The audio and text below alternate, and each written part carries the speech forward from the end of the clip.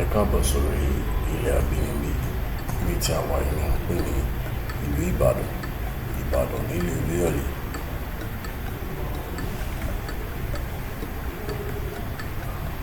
Ọjà tá a wà yìí ni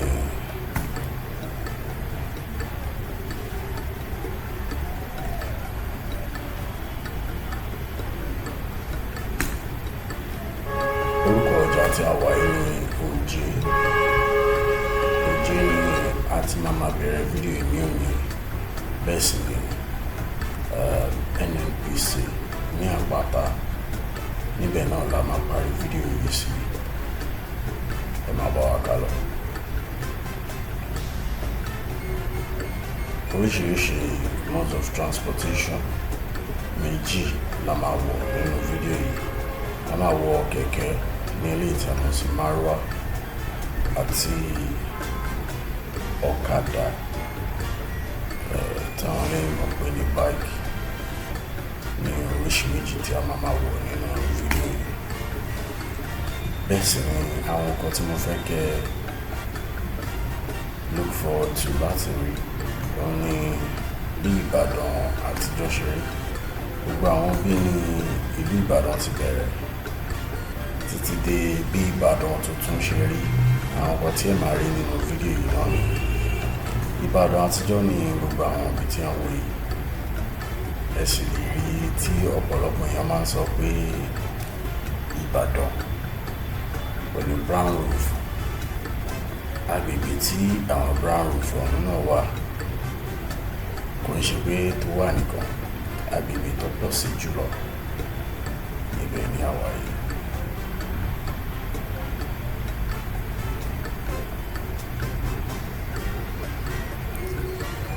Ìbàdàn nílé Leone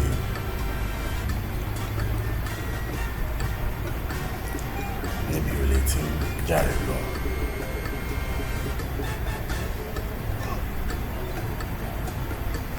Tó bá jẹ́ pé ìgbà àkọ́kọ́ yín ní lórí ìkànnì, ẹ dákun ẹ jọ̀wọ́ ẹ bá wa subscribe sórí ìkànnì Yorùbá pọ́nbélé ni wá torí la fi ń jẹ́ ilẹ̀ Abinibi.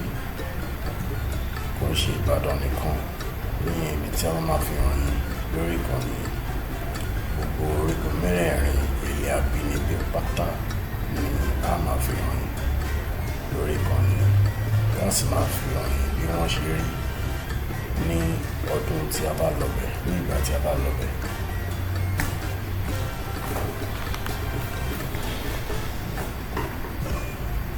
Oṣù May là ń rìkọ̀dù fídíò ilé ní ọdún 2024.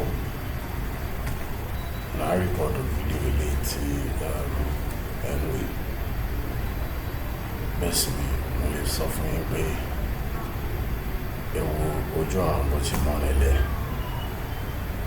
Eré Ìbà Olúyọ̀lé, which is Ìbáṣọ̀run Olúyọ̀lé àkọ́kọ́ tó dá Ìbàdàn nílé Olúyọ̀lé sílẹ̀ náà ní ilé tẹ̀rí ta kọjá nísìnyí. Ibi tá a sì ń láǹsìn ni wọ́n pè ní Mapo. Mode of transportation míì ní ilé tẹ̀rí tó gùn nínú ètò jẹ́ bọ́ọ̀sì. Ara àwọn nǹkan tí wọ́n máa fi ń gbé èrò ní ìlú Ìbàdàn òun náà ní bọ́ọ̀sì tẹ̀rí ta kọjá nísìnyí. Then gbogbo àwọn trailers tẹ̀ wọ̀ yìí, ọjà ní gbogbo bíi, ọjà ní gbogbo bíi, and mo lè pè ní ọjà Ìgbà fún ní gbogbo ibi tí a wà yìí. Ibi ni mo lè sọ pé fẹ́ǹsì Mapo ti bẹ̀rẹ̀. Mapo náà ní ilé ìtẹ̀síwò ní ọkàn yìí. Orí ibi gangan náà ti dá Ìbàdàn kejì sílẹ̀. Ibi tí wọ́n já Ìbàdàn kejì lẹ̀ lórí òkè yìí wọ́n ń pè ní Ògúnmọ́ládálẹ̀ ní ìjọsí. Wọ́n sì pè ní Mapo hall nísìnyí. Ó dàbí town hall fún ìlú Ìbàdàn ní Mapo jẹ́. Mapo náà ní ilé ìtẹ̀wò yẹn. Bẹ́ẹ̀ la sì ti ń kọjá ibẹ̀ náà ti máa ń jẹ́ ṣe àwọn ayẹyẹ tó jẹ́ pé ìlú Ìbàdàn bíi tí wọ́n bá fẹ́ jẹ́ Olúbàdàn tuntun nínú ibẹ̀ ni wọ́n ti ṣe ayẹyẹ Olúbàdàn tuntun. So ọjà ọba náà ní gbogbo ibi tí ẹ wà yìí. Ọ̀pọ̀lọpọ̀ èèyàn máa ń rò pé ọjà ọba ló máa ń pè é. Èmi dẹ̀ fẹ́ sọ fún yín pé rárá, kò ń ṣe bẹ́ẹ̀. Ìwádìí fi yé mi pé ọjà Ìbà ni, kò ń ṣe ọjà ọba. Torí ní Ìbàdàn nígbà tí wọ́n fi bẹ̀rẹ̀ ọjà yìí, Ìbàdàn tí máa ń ní ọba ní ìgbà náà, baálẹ̀ ni wọ́n ní. Tá sì ní baálẹ̀ ìgbà náà, Ìbà Olúyọ̀lé ní ilé tí a rí èrè rẹ̀ ní ẹ̀kan. Ó ní Ìbà Olúyọ̀lé ní ìgbà náà. So gbogbo tí mo wà yìí, ọjà Ìbà ni wọ́n máa ń pè nígbà gbogbo. Àmọ̀dún ní ẹ̀kọ́ kan láti máa gbé èèyàn kan tàbí ìkejì kí ìrìn àjò náà lè dùn náà ni. Mo lérò pé ẹ ń gbádùn bí ẹ ti ṣe ń rí àwọn Ìbàdàn àtijọ́ yìí. Ọ̀pọ̀lọpọ̀ àwọn èèyàn tó máa ń wo àwọn fídíòs yìí, ó dá mi lójú pé ọ̀pọ̀lọpọ̀ èèyàn tó fẹ́ràn àwọn fídíò yìí ò àwọn tó ti kú ní ìlú Ìbàdàn tipẹ́tipẹ́. Àwọn náà ni wọ́n máa ń wo ọ̀pọ̀lọpọ̀ àwọn fídíòs yìí. Ní eléyìí tí mo lè sọ fún yín pé mo máa ń múnú wá dùn lọ́pọ̀lọpọ̀ tí ẹ bá fi kọ́mẹ́ǹtì sílẹ̀ tó bá yẹ pé aràn yín létí nǹkan kan, bóyá nípa Ìbàdàn ni àbí nípa àdúgbò kan àbí akọjá níwájú agboolé tí ẹ kò bá fi kọ́mẹ́ǹtì sílẹ̀, àbí ẹ̀yin rí Ìbàdàn fún ìgbà àkọ́kọ́ ní eléyìí tó jẹ́ nǹkan wúrí lọ́pọ̀lọpọ̀, ẹ bá fi kọ́mẹ́ǹtì sílẹ̀. Bẹ́ẹ̀ sì ni tẹ́ bá lọ sínú description box yìí, ibi tẹ́ ti lè gba support wa òun náà wà ń bẹ̀ ní ilé ìtàn pé ní Patreon. Ẹ lè support wa láti máa mú irú àwọn fídíò wá fún yín ní ọ̀pọ̀lọpọ̀, láti má dẹ́kun irú àwọn fídíò yìí. Nǹkan tá a dídì kírètì ìkànnì ilé fún òun lélẹ́yìí. Bẹ́ẹ̀ sì ni mo lè fi gbogbo ọwọ́ sọ fún yín pé kò sí financial benefit kankan lórí pé à ń ṣerú àwọn fídíò yìí, at least lọ́wọ́lọ́wọ́ báyìí. So wọn bá tẹ bá ní láti support wa náà, ó máa ṣe púpọ̀ lẹ́nu production fídíò yìí, because kò ṣe pé èèyàn kan gbé kámẹ́rà dání nìkan. Mo máa go through proper production processes láti jẹ́ kó wà ní ìta tó fi dìbò tí wọ́n ń wò lọ́wọ́lọ́wọ́ báyìí.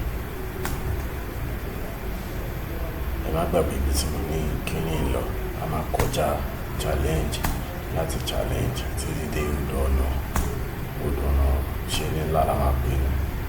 Láti bẹ̀rẹ̀ a máa lọ sí àpáta, láti àpáta a máa lọ sí NNPC. So ìrìn àjò ń bẹ lẹ́yìn lẹ́sẹ̀ alájọ wa gidigidi gan. So tá ń lọ sìn ní Mọ̀lété ní next spot tó kàn tí a máa dé nísìn. A sì ní pẹ́ kúrò láàárín àwọn ibi tí Ìbàdàn àtijọ́ wà. A ní pẹ́ kúrò ní gbogbo bẹ́ẹ̀.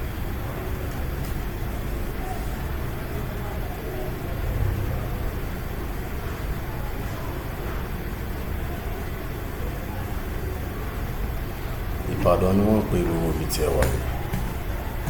Fáǹfààní ẹni tó wá ń darapọ̀ mọ́ wa láàárín ọ̀nà. Ìbàdàn nílé Olúyọ̀lé, ibi olè tí ń jẹ́ jàre Ọlọ́run. Ìbàdàn nílé Olúyọ̀lé, ibi tó ti máa ń jẹ́gbìn tó máa ń jẹ́ ìkarahun. Níbẹ̀ náà níbi tí a wà yìí. Oríṣiríṣi fact nípa Ìbàdàn òun náà lè tún rí nínú fídíò yìí tó kàn scroll ẹ̀ bí commentary. Ẹ lè ka àwọn yẹn náà. Oríṣiríṣi nǹkan ni ó jẹ́ nǹkan tó gbayì tó wuyì jùlọ níbẹ̀. Mọ̀lété ní abẹ́ bíríìjì Mọ̀lété ni wọ́n ń pè ibi tí a wà yìí. Ní ìgbà kan rí olóṣèlú kan lè dominate gbogbo àdúgbò yìí, ṣùgbọ́n olóṣèlú náà ò sí mọ́.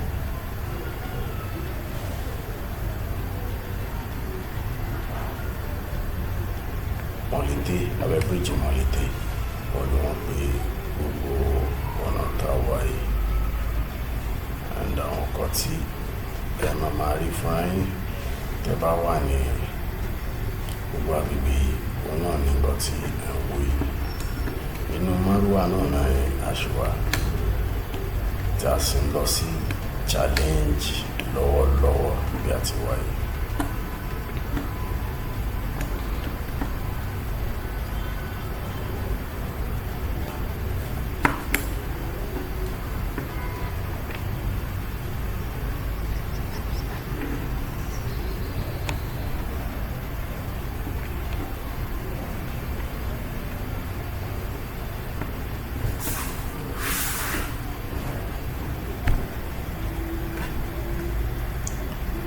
Àkókò tá à ń ṣe fídíò yìí, àkókò yìí epo ṣe díẹ̀ wọ́n gidi gan.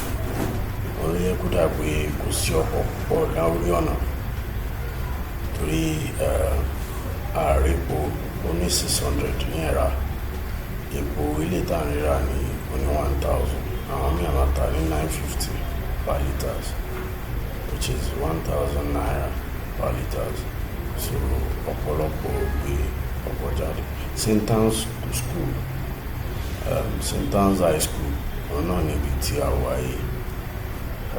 Nínú school tí wọ́n pè ní St. Anne's wọn ni wo fẹ́ǹsì tó ṣe lọ yẹn. Àwọn ọmọbìnrin nìkan ló ń lọ sí school yẹn. A sì máa kọjá níwájú school tó jẹ́ pé ọmọkùnrin nìkan ló ń lọ síbẹ̀. So ṣùgbọ́n St. Anne's ní tiẹ̀ ọmọ obìnrin nìkan ló ń lọ sí St. Anne's.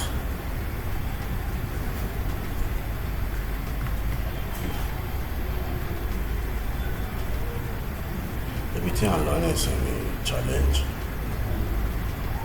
kódà bẹ́ǹtì báyìí ló kù tí a máa fi dé challenge. Challenge ní gbogbo ibi tí a wà yìí. Gẹ́gẹ́ bí mo ti sọ fún níbẹ̀rẹ̀ fídíò pé modes of transportation méjì làwọn máa lò. Àti change kúrò láti inú márùwà bẹ́ẹ̀ ni a sì ti bọ́ sí orí ọ̀kadà ní ilé tí a mọ̀ sí bike ní ilé tí a wà yìí. Mo ń try láti sẹ́ẹ̀tì kámẹ́rà yẹn kó dúró díẹ̀ dá so that kò ní yọ ara ẹnu a máa lè fi gbogbo ara balẹ̀ gbádùn fídíò náà. Tẹ́ bá wo gbogbo agbègbè tí a wà yìí ẹ máa rí pé ó ti yàtọ̀ gidigidi sí agbègbè tí a ti ń bọ̀ nílé tó jọ pé Old Ibadan níbi tí a ti ń bọ̀ yẹn. Tẹ́ bá dẹ̀ wo apá ọ̀tún apá òsì ibi tí a wà yìí ẹ máa rí pé àwọn ilé jọ̀rànjọ̀ràn àwọn ibùdó ìgbafẹ́ lóríṣiríṣi lókun gbogbo ibi tí a wà yìí. Gbogbo ibi tí a wà yìí ló ń pè ní ring road. Bẹ́ẹ̀ sì ni mo lè fi gbogbo ọwọ́ gbáyà fún yín pé ilé ìgbafẹ́, ilé fàájì tó wà ní gbogbo agbègbè tí mo wà yìí ó lé ní 50. Ẹ lè bèrè lọ́wọ́ ẹni tó bá mọ gbogbo agbègbè tí a wà yìí. Ring road ní gbogbo bí wọ́n ṣe ṣe títí ẹ rí pé ó yọ̀ kúrú. Ṣùgbọ́n wẹ́dà ti ṣe bí ẹni fẹ́ máa yí padà kékeré. Àbí ẹ̀yin ò rí pé títí yọ̀ kúrú ó dàbí tìlú èbó.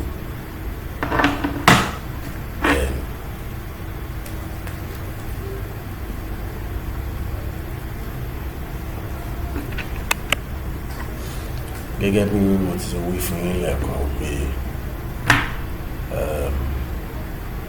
epo wọn lọ́pọ̀lọpọ̀ ní wákàtí ọwọ́ yìí. Òun ló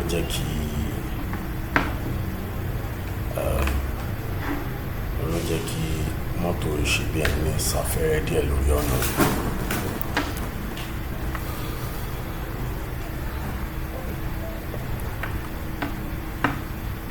Ìyànà Liberty níbi tí adé yìí, níbi tí ẹ ti máa yà lọ sí oríta mẹ́ta àbí roundabout dẹ́ni ibi tẹ́ ti máa yà lọ sí Liberty òun níbi tí ẹ dé. Tẹ́ bá yà sí apá ọ̀tún níbi Liberty ni ẹ lọ. Bẹ́ẹ̀ sì ni roundabout tẹ́ bá wo apá òsì court ní high court ní ibi tó wà ńbẹ̀.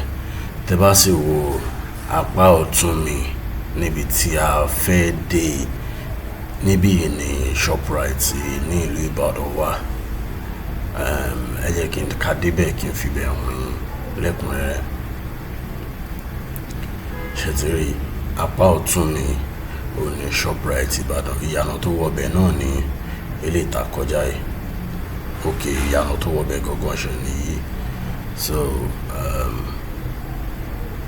Ring Road náà ṣì ní gbogbo bí, and gbogbo Benton ká dé Mobile, then from Mobile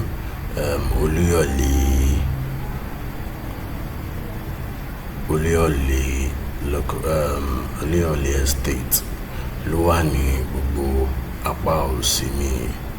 Béèyàn bá yà sí gbogbo apá òsì mi. Tó bá yẹ pé ẹ̀yin máa ń wa mọ́tò dáadáa ní Ìbàdàn, especially nínú fídíò yìí, ó yẹ kẹ́ ti observe pé àwọn Mikra Ìbàdàn wọn kì í gbà fún èèyàn kankan. They no dey gree for anybody. And fídíò yìí jẹ́ bí proof fún nǹkan tí mo sọ yẹn, torí ẹ ti máa rí oríṣiríṣi tó ti ṣẹlẹ̀ nínú fídíò yìí. Àwọn Mikra Ìbàdàn, they no dey gree for anybody. So gbogbo tí a wà yìí, Mobile náà pé gbogbo tí a wà yìí, a dẹ̀ ti ń fi gbogbo ara fi Mobile lẹ̀. Domino's and other international restaurants wà ní gbogbo apá òsì. Some international companies náà wà ní gbogbo apá òsì mi yìí. Bẹ́ẹ̀ sì ni ibi tí a lọ ń sìn ní odò ọ̀nà yìí náà ló já sí Dùgbẹ̀. Tẹ́ bá tọ̀ lọ tààrà. Mo fẹ́ kẹ́ ṣàkíyèsí nǹkan kan ní apá bíi tí kò kí ń séyàn kankan tó máa ń really sọ̀rọ̀ nípa ẹ̀. Kódà àwọn èèyàn mọ̀, mi mọ̀ bóyá kíní náà dáa tó ni, ṣùgbọ́n èmi rò ní ọ̀dọ̀ tèmi, mo rò pé àwọn nǹkan tí ó jẹ́ kí kíní náà dáa tó, nǹkan tó jẹ́ ó ní pé agbègbè tó wà yẹn kò ṣe dáadáa. Kí ni nǹkan tí mò ń sọ yẹn? Òun náà ni pé òun ni eré tí ń wò lọ́kàn ẹ̀ tó náwó sókè yìí, òun ni eré MKO Abiola.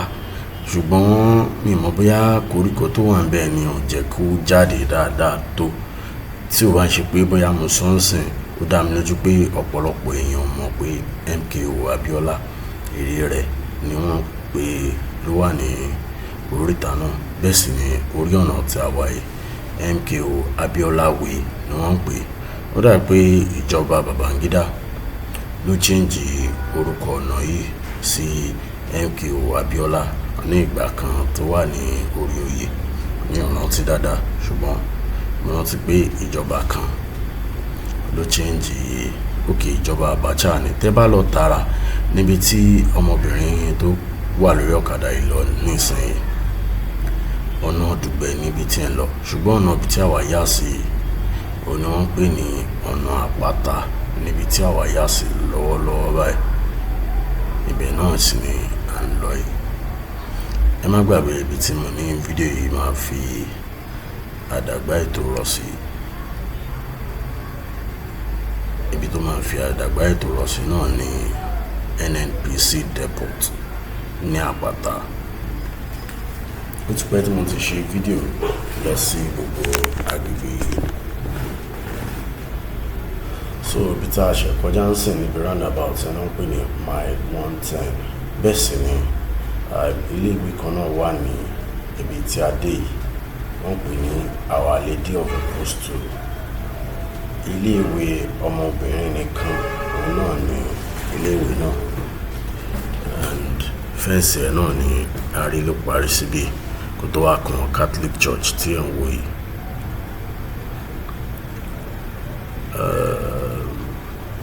Odò ọ̀nà ni wọ́n ń pè gbogbo ibi tí a wà yìí.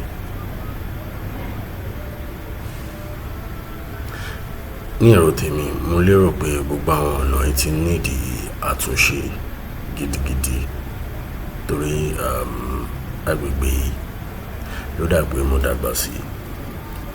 Mo dẹ̀ lè sọ fún yín pé látìgbà tí mo ti gbọ́njú mi ò gbọ́njú pé ìjọba kankan fọwọ́ kan ọ̀nà yìí rí láti túnṣe.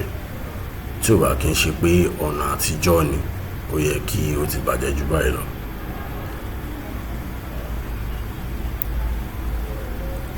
Ṣùgbọ́n àyípadà kan wà níwájú ní ilé tí màá fẹ́ kẹ́ fojú ara yín rí tí wọ́n ń ṣe lọ́wọ́lọ́wọ́ báyìí.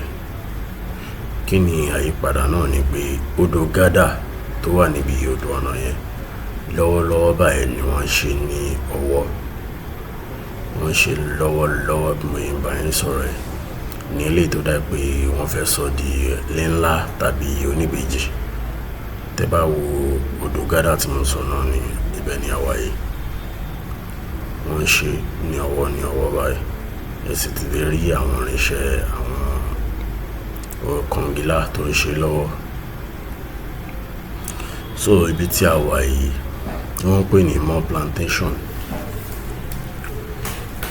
Orúkọ àwọn òyìnbó amúnisìn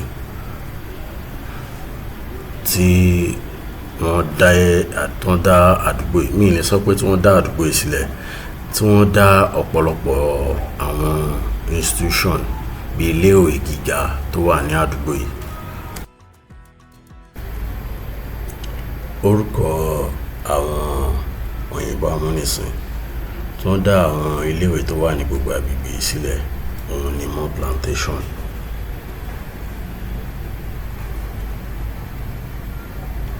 Ṣùgbọ́n nígbà tí wọ́n ti padà sí ìlú wọn, orúkọ wọn náà ni wọ́n bẹ̀rẹ̀ sí ní pè gbogbo àwọn agbègbè yìí.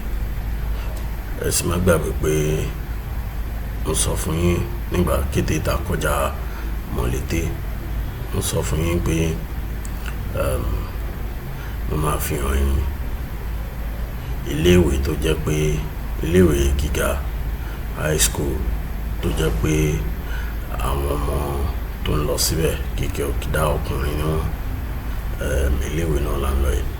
Tẹ́ bá sì wo apá òsì yín níbi tí a dé yìí, wọ́n ń pe orúkọ yunifásitì kan wà ní University of Agriculture. Wọ́n ló wà ní apá òsì mall plantation ní orúkọ gbogbo ibi tí a wà yìí. Apáta sì ní gbogbo ibi tí a ń lọ yìí.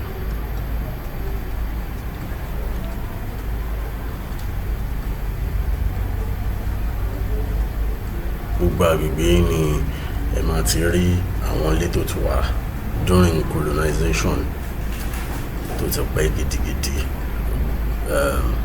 Ní apá ọ̀tún àti apá òsì police post filling station, police post ó ní ibi tí a ṣe kọjá yìí.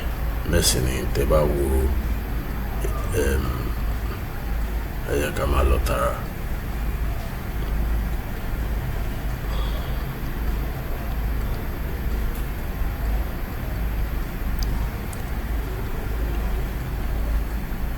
Ṣẹ́yìn náà ti rí pé gbogbo àwọn ọ̀nà yìí ó nílò àtúnṣe. And mo ti lè sọ fún yín pé ó lè jẹ́ and láti ibi tí mo wà yìí sí Ogun State kò ju bí àbí 40 minutes lọ. Láti ibi tí mo wà yìí sí Ogun State Àdátún Òṣèlè àǹkó kò ju bí àbí 40 minutes lọ. Kẹ́ lè mọ̀ pé border Ọ̀yọ́ State ní gbogbo ibi tí a ń lọ yìí. Àbí boundary then. Boundary, I think that's the right word. Boundary Ọ̀yọ́ State ní gbogbo ibi tí a wà yìí. Iléèwé kan náà tó wà ní ìsàlẹ̀ tẹ́ bá yà sí ibi tí a kọjá nísìnyí, wọ́n pè ní Queen School. Queen School yìí iléèwé obìnrin nìkan òun náà ní iléèwé náà. And gbogbo ibi tí a wà yìí iléèwé ọkùnrin nìkan tí a mọ̀ sí Government College Ibadan. Àwọn school tí àwọn òyìnbó amúnisìn ti dá sílẹ̀ òun ni gbogbo àwọn school mẹ́rẹ̀ẹ̀rin tí mo dárúkọ nínú fídíò yìí, which is St. Anne's, Our Lady of Apostle, Queen's School àti Government College. Iléèwé míì náà wà tó jẹ́ pé ọkùnrin nìkan ló ń lọ tó yàtọ̀ sí Government College, which is Ibadan Boys High School. Ìbéèrè mi wá ni pé ṣé níbi táyé dúró yìí tí ó yẹ ká ṣe iléèwé tó jẹ́ pé obìnrin nìkan tàbí ọkùnrin nìkan ló máa lọ síbẹ̀? Mo rò pé níbi táyé ó dá dúró yìí ó yẹ ká ti ní iléèwé. Ẹnu ọ̀nà iléèwé Government College Ibadan òun náà ní ibi tí a ti kọjá yìí.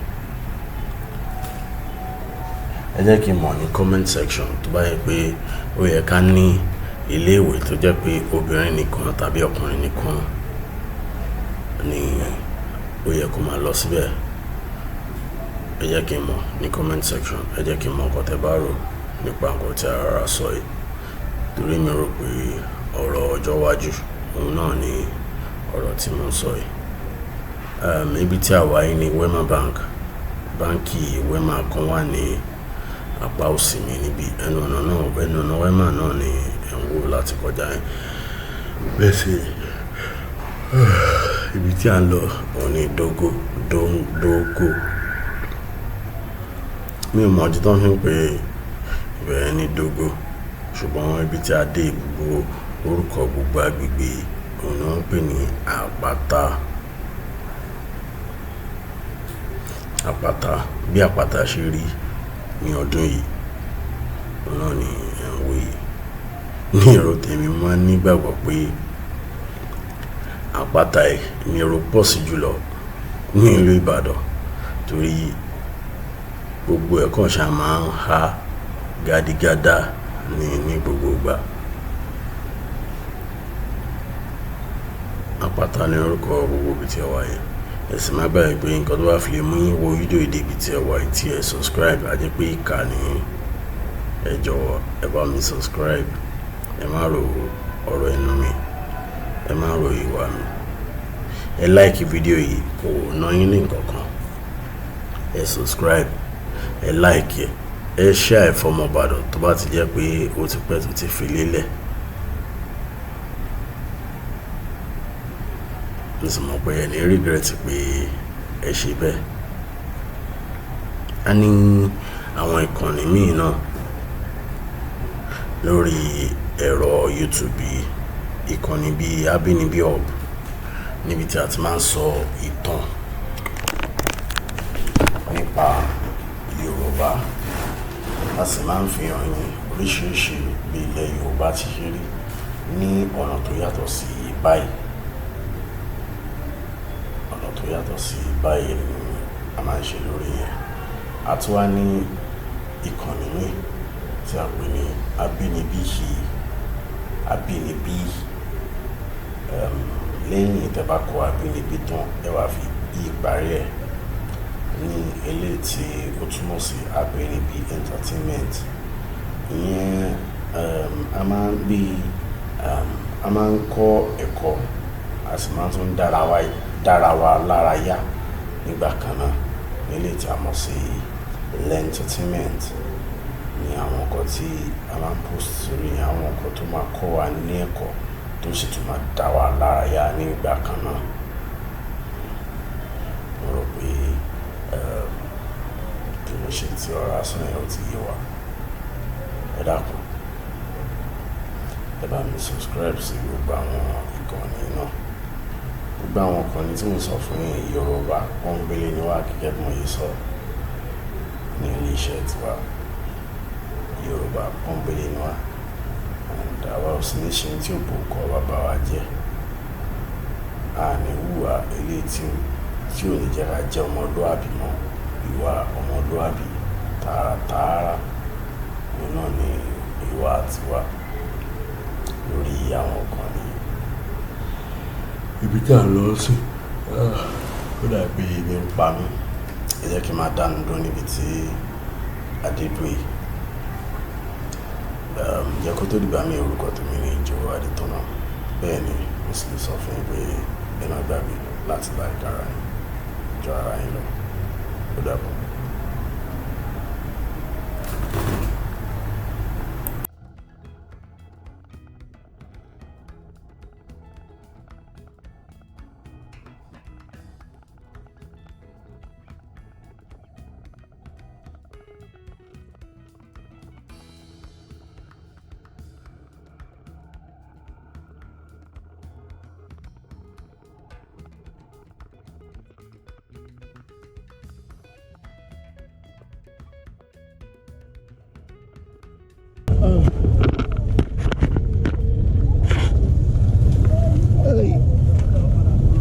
Yeah, thanks for watching.